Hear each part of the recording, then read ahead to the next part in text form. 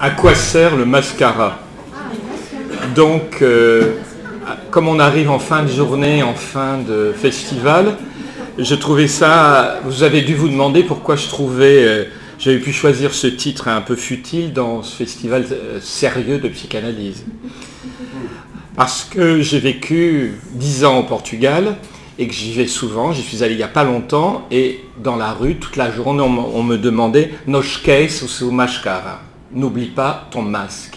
Et là, je me suis rendu compte que mascara en portugais, c'était le masque, en italien aussi, en espagnol aussi, et que c'était quelque chose que j'entendais toute la journée. Et j'ai commencé ma carrière en tant que photographe, portraitiste, jusqu'à travailler sur le regard, les yeux, c'est pour ça que je suis devenu psychanalyste par la suite. Et j'ai commencé par la mode. Et dans la mode, les mannequins, c'est sur 1 heure de photographie de mode, il y a 6 ou 7 heures de maquillage avant. Et donc, je me suis vraiment posé la question actuellement. On parle de masque tout le temps, et je voulais vous parler d'une manière peut-être de réflexion et tout sur ce mascara. Donc, toutes les femmes mettez, et depuis hier, je vous regarde toutes. On parlait ce matin que vous aviez toutes enlevé les masques, c'est Jean-Claude qui a dit ça. Et ce qui est intéressant, c'est qu'il n'y a que 2 femmes ici qui n'ont pas de mascara et que toutes les autres en ont.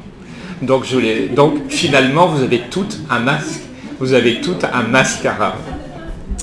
Donc,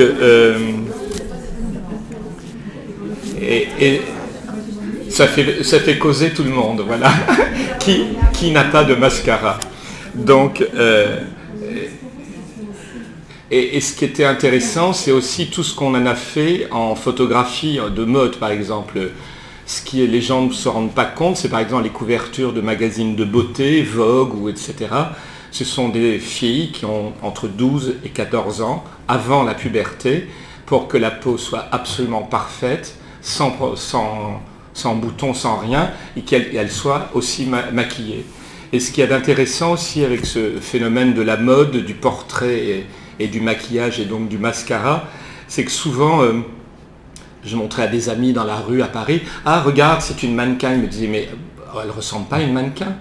Parce que souvent, en tant que visuel, en tant que photographe, on voit comment les gens pourraient être transformés, maquillés, et dans la vie de tous les jours, sont presque...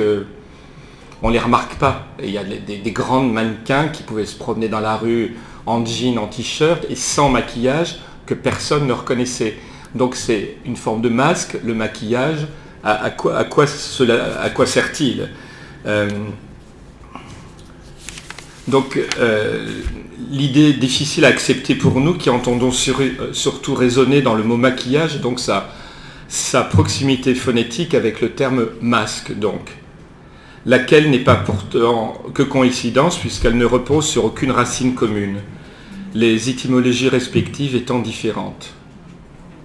Maquillage est dérivé du verbe picare, maquiller, qui signifie faire, alors que masque a pour origine l'italien maschera, qui veut dire masque, et donc son sens par extension, donc l'action de modifier l'apparence d'une chose dans le dessein de tromper. Ainsi parlons-nous du maquillage d'une voiture volée, par exemple, ou de dire méchamment d'une femme qu'elle est maquillée comme une voiture volée. Ou encore son alter ego anglais, make-up, to make up, inventer quelque chose de faux.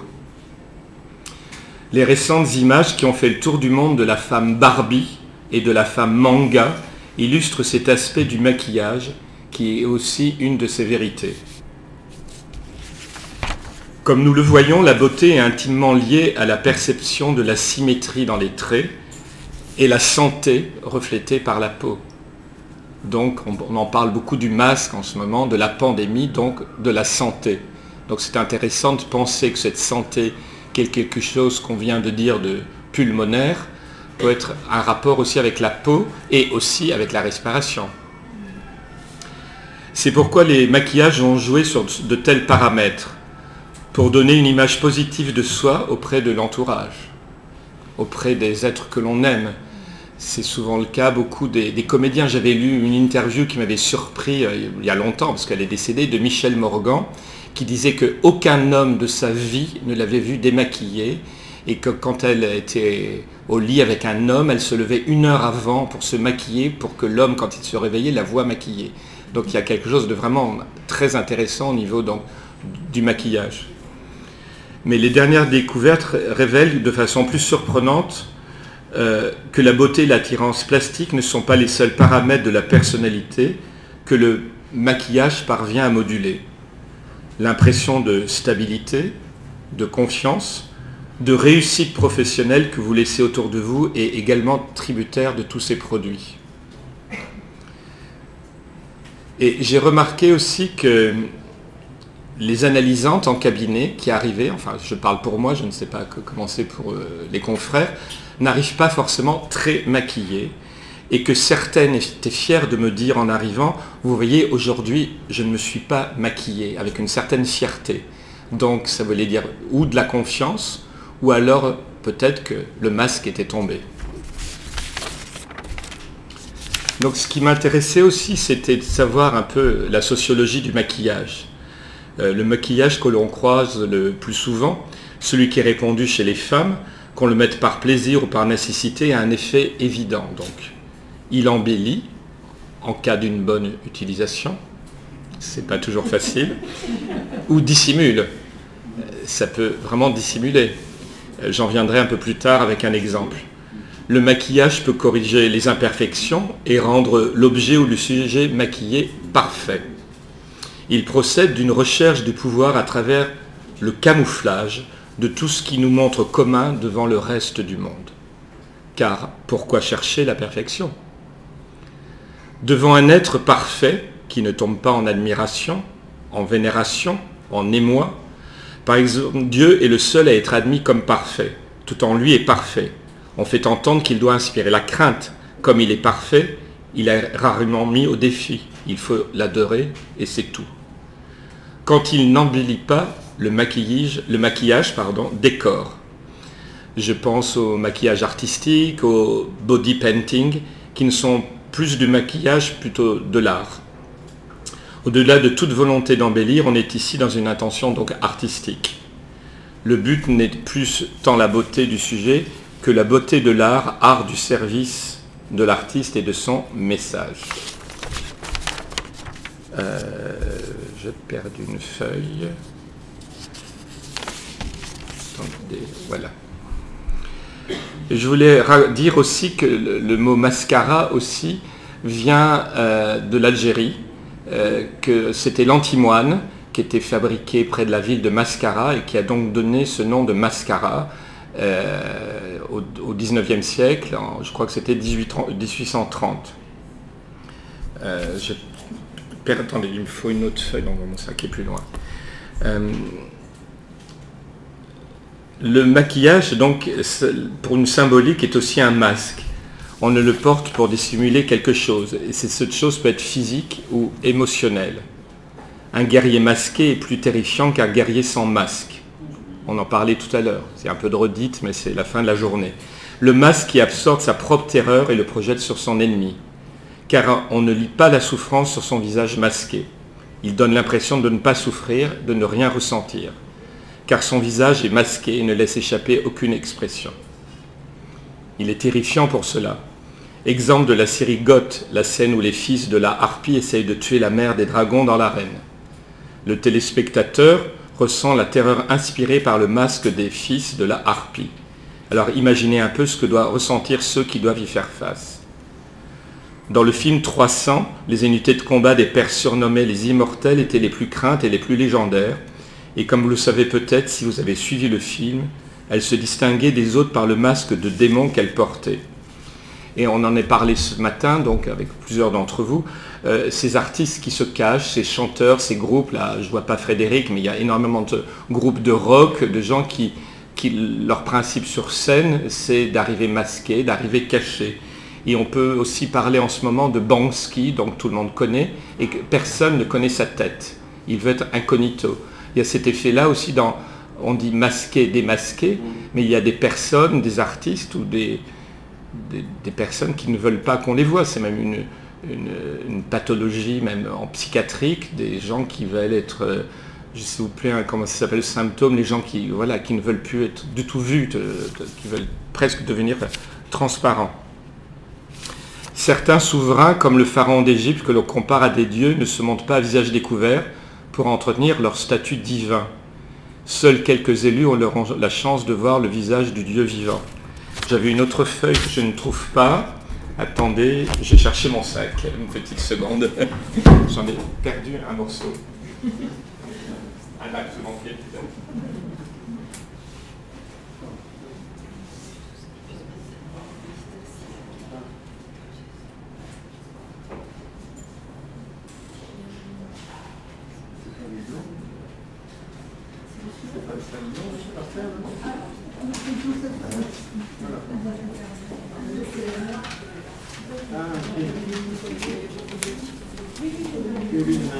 Non, j'avais oublié le papier. Je voulais parler aussi de l'Antiquité, mais je ne retrouve pas le papier où justement on avait demandé, c'était, je crois, Pénélope qui devait se maquiller pour ne pas montrer qu'elle était triste. Donc il y avait un rapport aussi pour cacher quelque chose, pour ne pas montrer une émotion,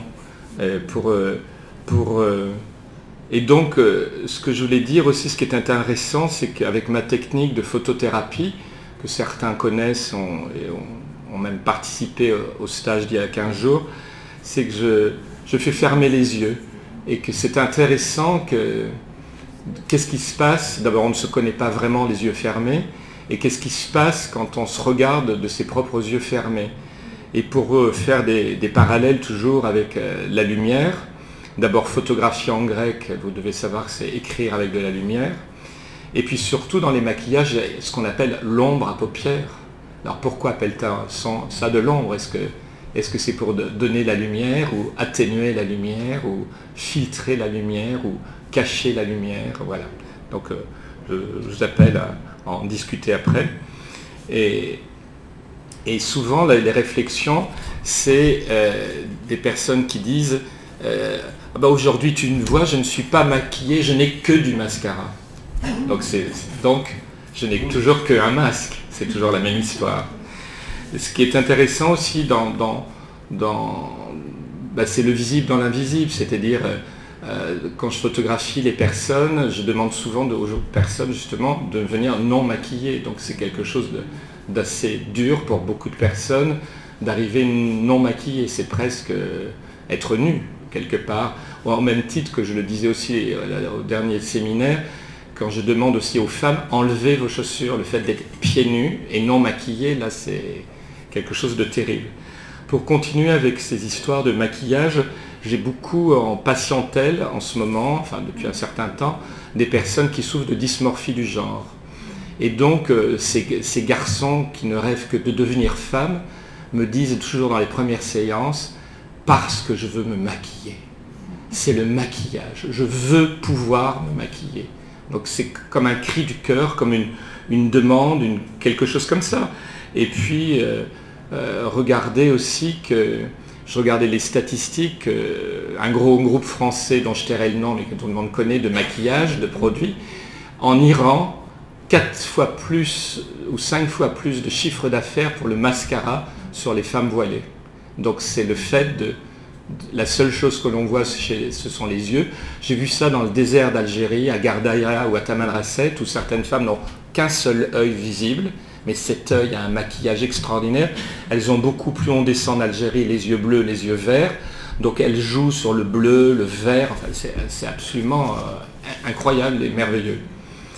Et d'autres exemples dans la patientèle, j'ai plusieurs étudiantes, et je leur ai dit la dernière fois, elles venaient après la fac, donc en consultation, je leur ai dit, mais vous n'êtes pas maquillée?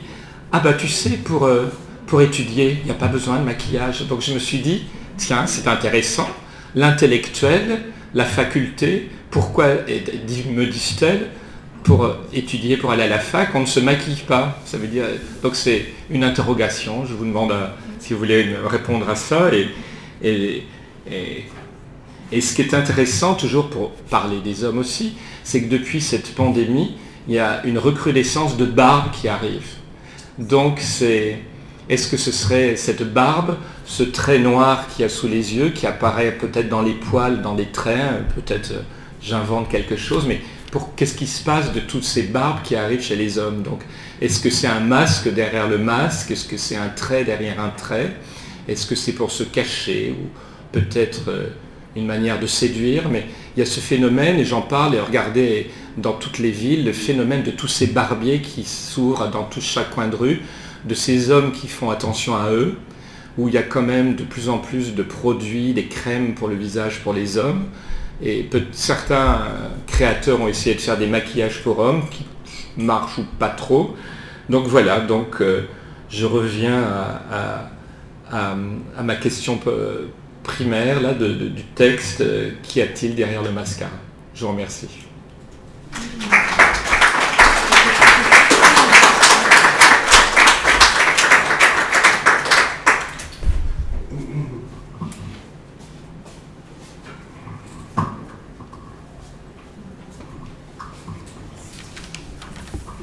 Je voudrais réagir, mais en partie vous avez donné un peu l'explication un peu plus tard sur la fameuse mise à nu. C'était par rapport